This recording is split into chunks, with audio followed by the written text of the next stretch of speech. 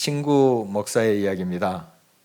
대학교 때 처음으로 이제 교회에 나왔는데요. 특별히 친하게 지냈습니다.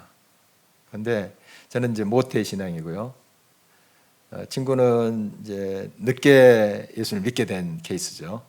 그런데 얼마나 철저하게 그 예수를 믿는지요. 저는 가끔씩, 아주 가끔씩 기타 치면서 가요도 부르고 있었어요. 그런데 이 친구는 클래식 음악을 좋아했거든요. 그리고 클래식 기타 연주도 곧잘하고 하는데 그거 다 끊었어요. 주님을 찬양하는 노래만 하겠다 하면서 결단을 하면서 그렇게 신앙생활을 하는데 먼저 된 자가 나중 된 케이스가 되어버린 거죠. 그런데 한편으로 이렇게 생각이 들었어요. 이건 너무 좀 극단적으로 나가는 게 아닌가. 좀 그런 염려도 사실상 했습니다만은 기우였습니다. 세상의 것을 다시 사랑하는 자리로 돌아간 것이 아니고요. 점점 신앙생활을 하다 보니까 이렇게 균형이 잡혀가더라고요. 다듬어지고 정말 그 신앙이 점점 성숙되는 모습을 옆에서 볼 수가 있었어요. 그래서 그렇게 단호하게 또 세상 것이라 하는 것을 끄는 것은 바로 이제 신앙생활을 처음 시작했을 때 그 옛 것을 벗어버리겠다 하는 결단으로 이렇게 생각이 됩니다. 친구와 나 그리고 후배 N7명이 금요일마다 교회에서 철야 기도를 했어요. 했는데 저는 이제 신학생이었기 때문에 그랬다 치고요.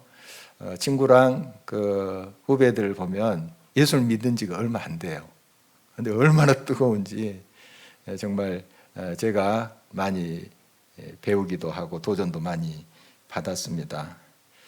친구는 일반 대학교 이제 대학원까지 졸업하고 신학대학원을 갔습니다. 그래서 지금 목사가 돼 있는데요. 가끔씩 이제 친구가 하는 그 동영상 강의, 신학 강의, 또 설교 이런 것을 들어보면 옛날 생각이 납니다. 정말 교회 왔을 때 예수님도 전혀 모르고요. 그런 이제 친구가 지금은 예수님 없으면 못 사는 그런 사람이 돼 있어요. 그래서 다 한데 예수님을 증거하는 모습 보면 친구가 자랑스럽습니다. 그리고 사회적으로 성공할 수 있는 그런 배경 또 그런 교육을 쭉 받아왔는데 그거 다 내려놓고 주님의 종으로 그렇게 나가고 지금까지 또 주를 위해 사는 모습 너무 대견합니다. 그런데 모태신앙이거나 신앙생활을 어렸을 때부터 한 친구들 중에 그냥 명목상의 그리스도인이 있습니다. 교회는 다니는데 어떤 믿음이 이렇게 성장하고 성숙해 가야 되는데 계속 그 자리 아니면 퇴보하는 그런 안타까운 모습도 있어요. 그리고 교회에서 많은 또 훈련도 받았다. 그리고 성경 지식도 많다 하는 친구 중에도 아직까지 예수 그리스도 중심이 아니고 자기 중심적인 그런 신앙의 형태 이것을 이제 보기도 합니다. 또 나의 모습에서 그런 면도 있지 않나 하는 것을 살펴보게 됩니다. 오늘은 우리가 이제 예수님 앞에 섰던 유대인들을 좀 만나러 갈 겁니다. 그들이 정말 신앙 지식도 많았고요. 신앙생활을 오래 했던 그런 자들이잖아요. 유대인들. 그런데 그 참된 그 신앙 안에 서 있는 것이 아니고요. 좀 그 신앙이 왜곡되어 있어요. 그런 이제 그들의 모습에 우리를 비춰보면서 나의 신앙은, 나의 믿음은 바로 서 있는가 하는 걸 점검해 봤으면 좋겠어요. 그래서 우리의 믿음이 좀 더 성숙한 자리로 또 확고히 세워지는 자리로 갔으면 하는 것입니다. 6월절이 돼서 예수님께서 예루살렘에 오셨습니다. 어린 나귀를 타고 이제 예루살렘 성에 이제 이렇게 들어가셨죠. 그때 사람들이 막 소리를 질렀습니다. 호산나 다윗의 자손이여. 이렇게 소리를 쳤죠. 호산나 이제 구원하소서 이런 뜻인데요. 다윗의 자손이라 하는 것은 메시아를 말하는 것입니다. 다윗의 혈통에서 메시아가 온다. 그리스도가 이제 나타난다. 이런 이제 믿음이 있었죠. 그래서 다윗의 자손이야 하는 것은 주님은 구원이십니다. 이런 이제 뜻입니다. 그런데 예수님께서는 온 인류의 죄를 씻어주고 죄의 속박으로부터 온 백성들을 구원하기 위해서 오신 거죠. 우리는 지금 알고 있는데 이 유대인들이 막 환호했던 것은 어떤 이유였냐면 그 당시에 이제 로마 제국이 유대인들 이스라엘을 지배하고 있었죠. 그래서 로마 사람들로부터 자기들을 구원해 줄 자, 이런 정치적인 메시아로 예수님을 기대했던 거죠. 그래서 막 환호를 하는 것입니다. 이제 됐다. 막 죽은 자도 살려내고 했으니까요. 이런 능력 있는 분이 바로 우리를 로마의 세력으로부터 건져내 주시겠다. 이런 이제 생각을 하면서 환호를 했던 거죠. 예수님의 생각과 전혀 다르지만 예수님 그거 알고 계셨어요. 그들이 잘못 생각하고 있다는 거 알고 계셨지만 조금도 동요 없이 묵묵히 그 십자가를 지러 그 현장으로 가셨던 것이죠. 예수님은 당신이 이제 십자가에 달리실 것을 이야기하셨어요. 내가 달린다 하는 것은 이제 죽는다 하는 뜻이거든요. 그래서 지금 내가 육신으로 있는 이 기간이 이제 짧은데 곧 십자가 질 것 아니에요. 돌아가실 텐데 빛이 있는 동안 너희들이 그 빛을 믿어라. 이런 이제 말씀을 하고 있는데요. 본문 35절 36절입니다. 예수께서 이르시되 아직 잠시 동안 빛이 너희 중에 있으니 빛이 있을 동안에 다녀 어둠에 붙잡히지 않게 하라. 어둠에 다니는 자는 그 가는 곳을 알지 못하느니라. 너희에게 아직 빛이 있을 동안에 빛을 믿으라. 그리하면 빛의 아들이 되리라. 예수께서 이 말씀을 하시고 그들을 떠나가서 숨으시니라. 육체로 오신 예수님이 지금 그들 곁에 있어요. 바로 구원자시죠. 생명이시고 부활하시고. 이 예수님이 그들 곁에 있는데 그 예수님을 만날 좋은 지금 기회잖아요. 잠시 후면 그 육신으로 오신 예수님은 죽으세요. 그러니까 예수님을 붙잡고 예수님을 인격적으로 만날 수 있는 아주 절호의 기회인데 이 유대인들이 그 기회를 놓치고 말아요. 우리 인생에 있어서 여러 기회들이 있습니다. 뭐 다양한 또 내용의 기회들이 있어요. 항상 있는 게 아닙니다. 또 결정적인 기회는 단 한 번 인생에 올까 말까 해요. 이 기회를 잘 잡는 것이 지혜예요. 수험생들 보면 이제 대학 입시를 준비하기 위해서 이제 교회 생활도 좀 유보하고 신앙 생활도 좀 쉬고 이런 이제 경향들이 있습니다. 그 믿음의 가정에서 부모들조차도 그것을 용인합니다. 그런 문화들이 지금 계속 진행되고 있어요. 그리고 청년들, 내가 어떤 탄탄한 직장에 들어가면 그때 교회 가서 봉사도 하고 예배도 잘 드리고 하겠다. 이렇게 이제 생각을 해요. 그리고 또 어떤 사람들은 생활이 좀 안정되면 지금 복잡하니까 지금은 아니고 좀 안정이 되면 교회도 열심히 가서 또 섬기기도 하고 예배도 드리겠다. 이런 생각들을 하게 돼요. 그런데 우리 인생을 보면, 우리의 삶을 보면 항상 그런 문제들, 다양한 문제들이 앞에 있어요. 신앙생활을 제대로 하지 못하게 하는 요인들이 계속 나타나요. 평생. 그래서 나중에 좀 안정이 되고 뭐 합격하고 어떤 직장에 들어가고 그때 하겠다. 그런 태도로 신앙생활을 할 때는 어떻게 보면 평생 제대로 신앙생활을 못할 확률이 커요. 지금 해야 돼, 지금. 어떤 환경, 어떤 형편이든지 지금 주님의 옷자락을 붙잡아야 돼요. 그래야지 그 기회를 포착할 수 있습니다. 그런 자세로 우리가 늘 주님 앞에 나가야 된다는 것입니다. 유대인들이 생명처럼 여겼던 율법과 선지자들의 글에 그 메시아가 예언이 됐습니다. 그 메시아이신 예수님이 지금 자기들 앞에 계시는 거잖아요. 그런데 그들은 그 예수님을 붙잡는 기회를 놓치고 말아요. 한번 우리 상상을 해보십시다. 예수님이 지금 영으로 우리와 함께 계셔 여기에 계십니다. 육신으로 이제 오신 예수님이 여기 오셨다. 눈에 보이는 오셨다. 그러면 여러분 어떠시겠어요? 반가워요 하고 막 달려올 것 같아요. 저도 막 안고 기뻐할 것 같은데요. 지금 예수님이 앞에 계신 유대인들은 그 메시아를 알아보지 못했어요. 오늘 이제 35절, 36절에 보면 빛이라는 단어가 막 계속 나오죠. 5번이나 나와요. 지금 굉장히 기이해요. 빛으로 가득 찬, 희망적이고 굉장히 생명이 가득 찬 그런 분위기인데 그들은 너무 어둠 속에 있었던 거예요. 그들의 완악함과 그들의 굳은 마음이 얼마나 그 어두움이 짙었으면 메시아신 그분이 앞에 계셔도 잘 믿지를 못한 거예요. 이들의 이제 완악한 그 모습에 좀 우리를 비춰봤으면 좋겠어요. 나의 마음에 완악함은 없는지. 지금 주님을 붙잡고 그 능력이신, 그 권능이신 주님 안에 내가 거하면서 빛의 아들로서 딸로서 힘있게 살아갈 수 있지 않습니까? 주님 때문에. 그러나 그 기회를 나는 제대로 포착하고 있는지 우리 자신을 살펴봤으면 좋겠습니다. 우리는 우리 자신의 그런 무지와 안악함을 살피면서 혹시 발견되면 그것을 주님 앞에 고백해야 됩니다. 주님, 나의 연약함과 나의 완악함을 용서해 주세요. 그리고 내 마음을 엽니다. 주님, 빛이신 생명이신 주님이 내 안에 들어오셔서 나의 주인이 되어 주십시오. 내 삶을 주관해 주십시오. 역사해 주십시오.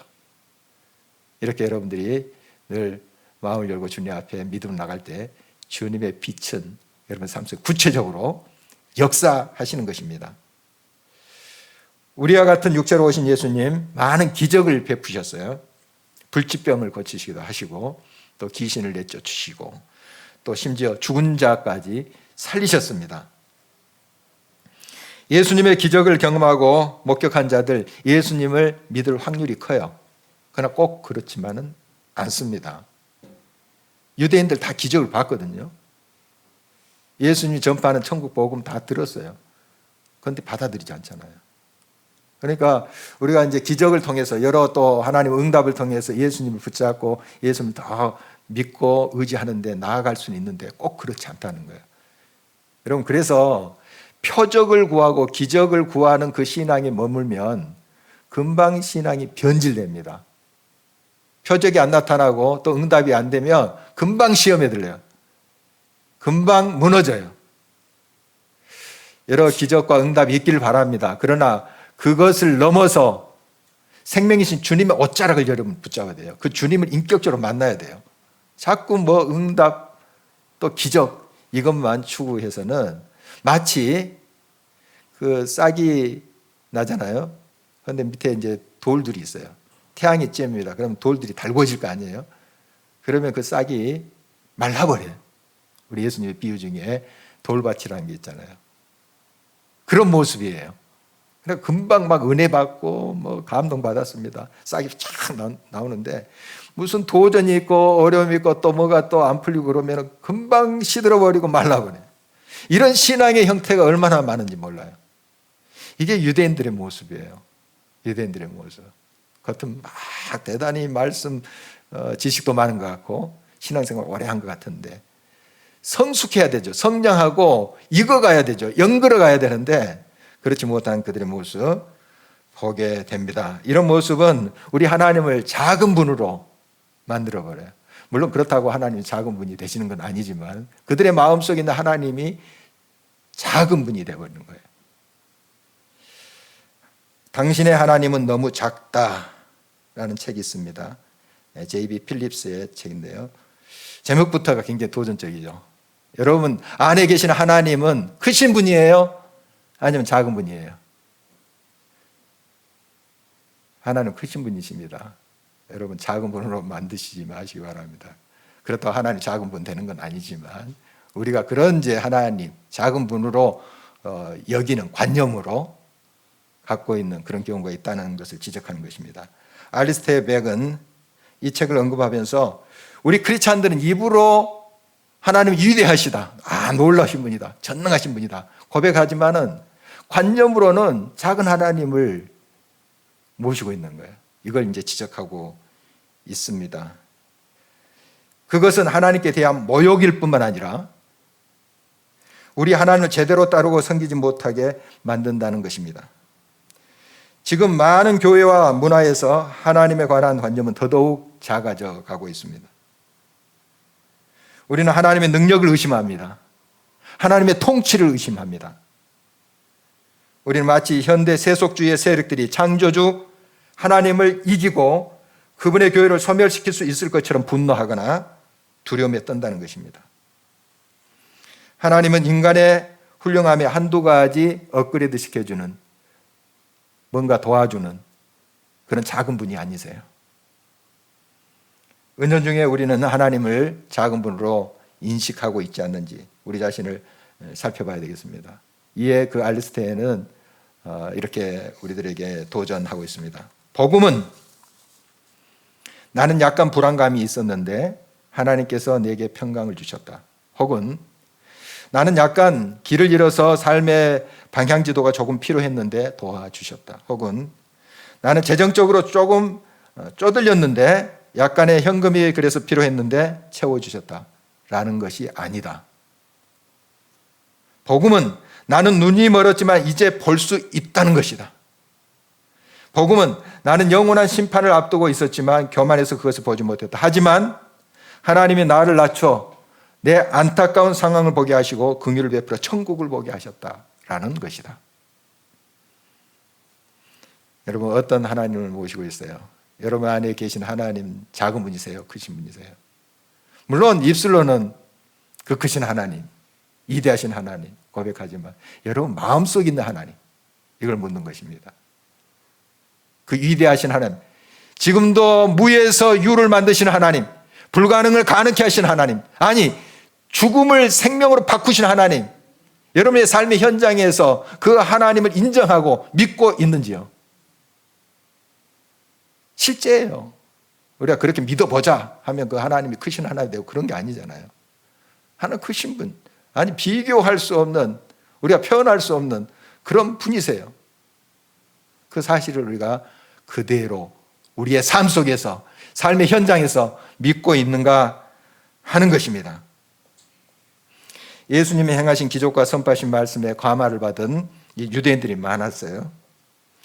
그러나 예수님 향한 그들의 믿음은 굳세지 못했습니다. 얄팍했어요. 오늘 성경에는 이제 믿었다 이렇게 표현하지만 그들이 진정으로 예수님을 온전히 자기들의 삶의 중심에 주님으로 모시지 못했어요. 그들은 믿음에서조차 기회주의자들이었습니다. 42절, 43절을 보십니다. 그러나 관리 중에도 그를 믿는 자가 많되 바리새인들 때문에 드러나게 말하지 못하니 이는 출교를 당할까 두려워함이라.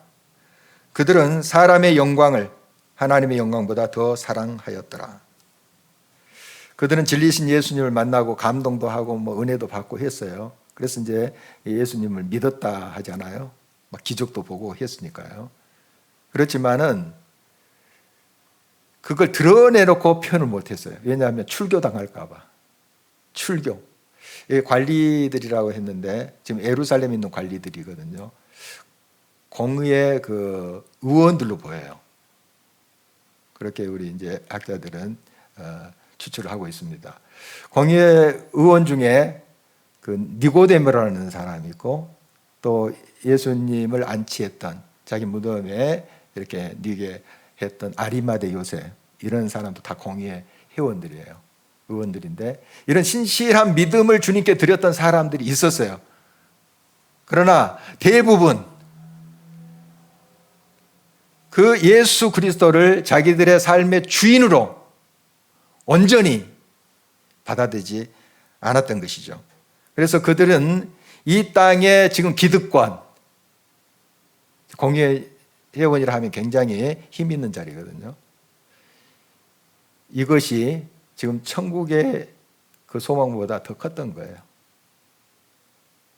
천국 정국 이야기하지만 그들은 이 땅에 더 집착하고 있었던 거예요. 그리고 출교당할까 봐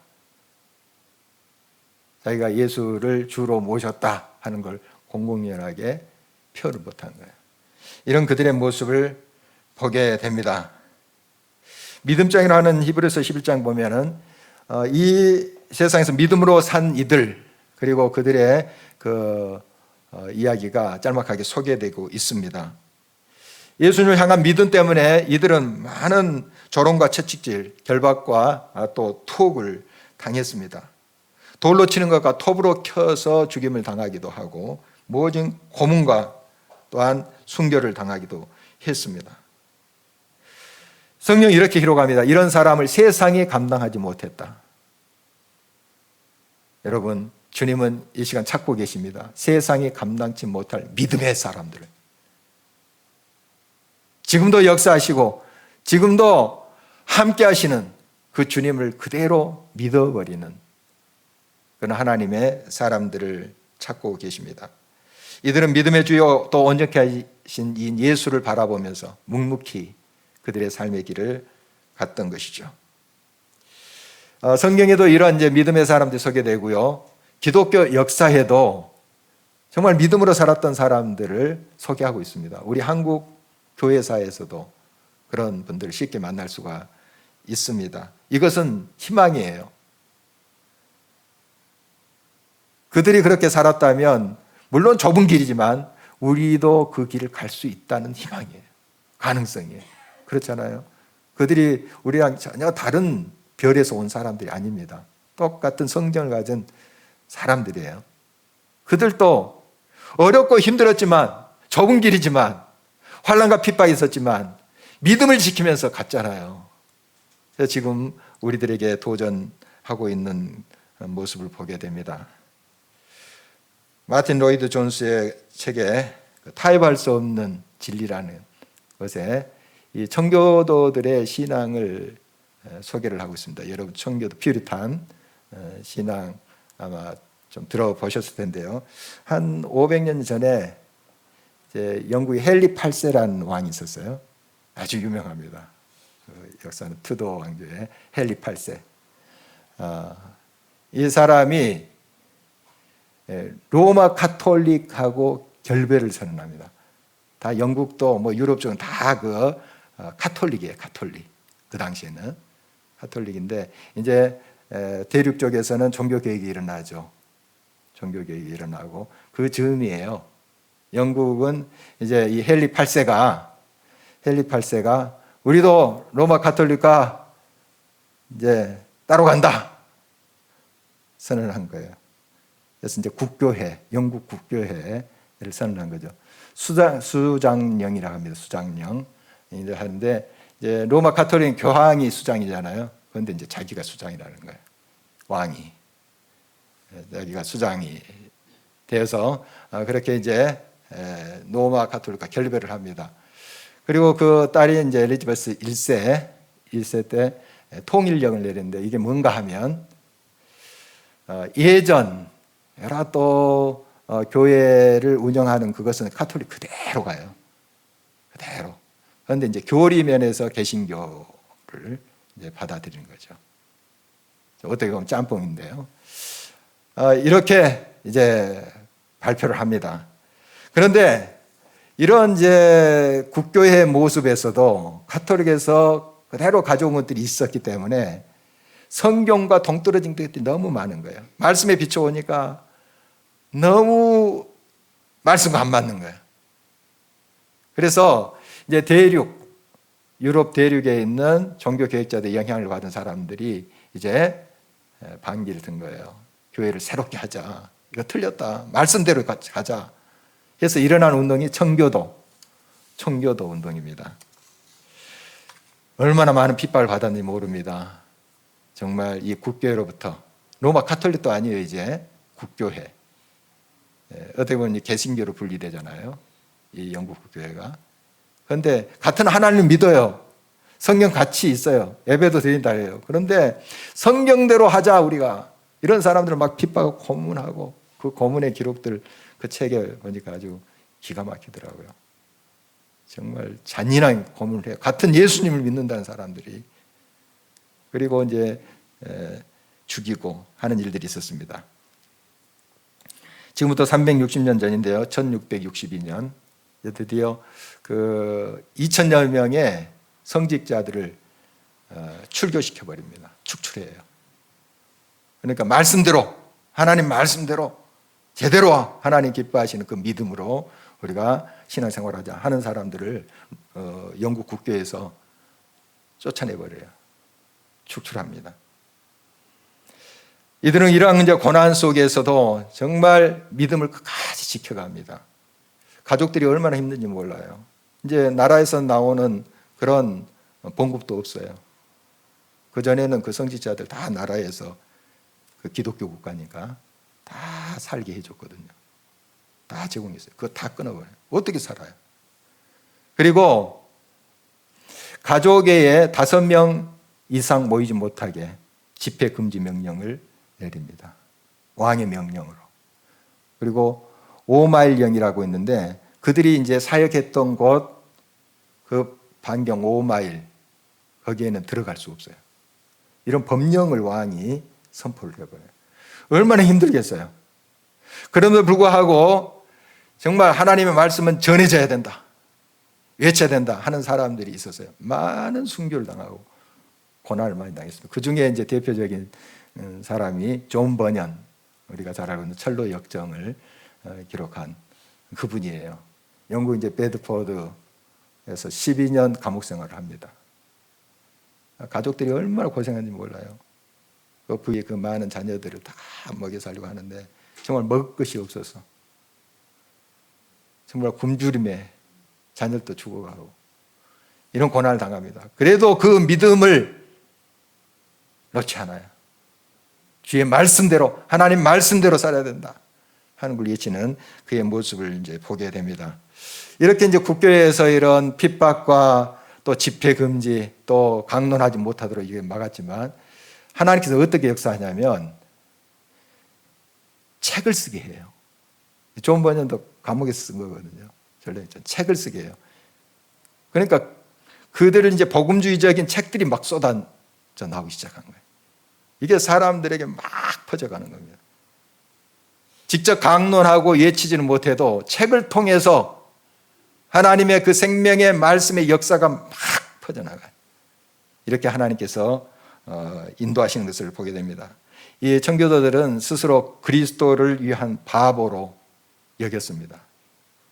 주님을 이해한다면 이 세상 것에 대해서 바보가 되리라. 만물의 찌꺼기가 된다 할지라도 이 신앙을 지키리라 하면서 그들이 나아갔던 모습 보게 됩니다. 참 얼마나 큰 우리들의 도전이 되고 교인이 되는지 모릅니다. 지금 우리나라에서는 그리스도인들에 대한 물리적인 박해, 핍박 없습니다. 예수님을 믿고 신앙생활하기가 정말 좋은 환경이에요. 마음만 있으면. 하루가 멀다 하고 지금 그 은혜스러운 신앙 서적들이 막 쏟아져 나와요. 또 감동을 주고 또 은혜가 되는 그러한 동영상들이 지금 얼마나 많은지 모릅니다. 여러분 조금만 이렇게 찾아보면 막 쏟아져 나와요. 엄청나요. 이런 이제 환경 속에 우리가 신앙생활을 하고 있는데 우리가 이런 신앙의 선배들, 뭐 신앙의 연조도 짧고 또 성경 지식도 어떻게 보면은 적은 사람들인데 그러나 예수 그리스도를 만나고 예수 그리스도를 그들의 삶의 중심에 모시면서 어떤 환난과 어떠한 어려움과 도전 속에서도 꿋꿋이 갔던 그들의 신앙과 우리를 비교한다면 우리는 참 부끄러울 수밖에 없습니다. 우리가 몰라서가 아니에요. 그런 감동적인 그런 은혜의 말씀이 부족해서가 아니에요. 귀만 기울이면 지금도 막 엄청난 자료들이, 엄청난 내용들이 우리들에게 들립니다. 그런 환경 속에 살아요. 그러나 상대적으로 우리의 믿음의 뿌리가 너무 약한 거예요. 조금만 도전이 있고 조금만 도전이 있으면 막 흔들려요. 금방 또 시들어버리고 말라버려요. 이런 형태의 우리의 모습은 아닌지, 유대인들의 그런 모습, 우리의 모습이 아닌지 살펴봐야 되겠습니다. 여러분, 순전한 믿음이 그립습니다. 점점 성숙돼 가고 연그러져 가는 그런 믿음이 우리들에게 요청됩니다. 신앙생활 오래 하고 또 모태신앙이라 할지라도 그 믿음이 그냥 제자리걸음이고 점점 퇴보해버린다면 어떻게 되겠습니까? 그럼 다시 한번 오늘 유대인들의 그 모습을 보면서 우리 반면교사로 삼아야 되겠습니다. 정말 주님만을 바라보면서 세상의 영광보다 하나님의 영광 저 천국을 바라보면서 어떤 도전과 어떤 어려움과 어떤 시험이 있다 할지라도 꿋꿋이 믿음에 굳게 서서 나아갈 수 있는 저와 여러분 되시길 바랍니다. 작은 하나님이 아니십니다. 작은 하나님이 아니세요. 크신 하나님이세요. 위대하신 하나님이십니다. 우리 간년 속에 있는 그 하나님, 우리 삶 속에 역사하신 하나님이에요. 실제로 지금도 함께 하신 그 하나님을 꼭 우리가 믿고 의지하면서 믿음으로 승리하는 저와 여러분 되시길 주의 이름으로 축원합니다.